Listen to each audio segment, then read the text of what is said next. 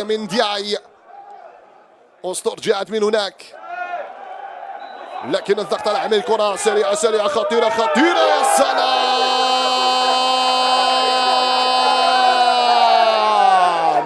على ايقاعات، سدد دون سجل يفعل اللاعب اوغبانغو ويسجل اول اهدافات المباراة لمصلحة النادي الرياضي القسنطيني في غفلة، في خطأ دفاعي فادح من جانب عناصر ومدافع مستقبل بلدية رويسات، يخطف الكرة ويضعها في الشباك ويعلن على اول اهدافه بالوان السياسي. يا سلام على اوغبانغو، يا سلام على اول كرة، نعم اول كرة واول لقطة تساوي اول اهدافات المباراة لمصلحة النادي الرياضي القسنطيني عن طريق اللاعب الوافد الجديد اوغبانغو، ويعطي اوراق اعتماده للمدرب الدريدي لإسعاد اول اهدافات المواجهة عند الدقيقة 14 من غمار وحدة في الشوط الاول من هذه المباراة. التشتيت والانطلاق في هجمة معاكسة امام العودة بالقراي، يلعب للسيكولا امامية سريعة لخير الدين مرزوقي، خير الدين داخل منطقة الجزاء، خير الدين التهديد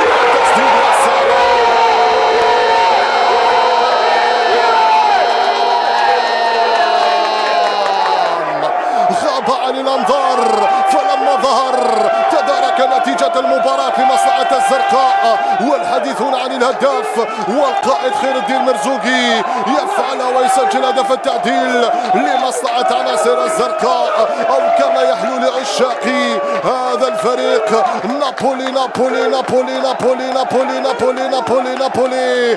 تعود وتتارك النتيجة عن طريق من؟ عن طريق القائد خير الدين مرزوقي امام هفوة دفاعية من السياسي، يفعل خير الدين مرزوقي ويعيد المباراة الى نقطة البداية كأنه شيئا لم يحدث.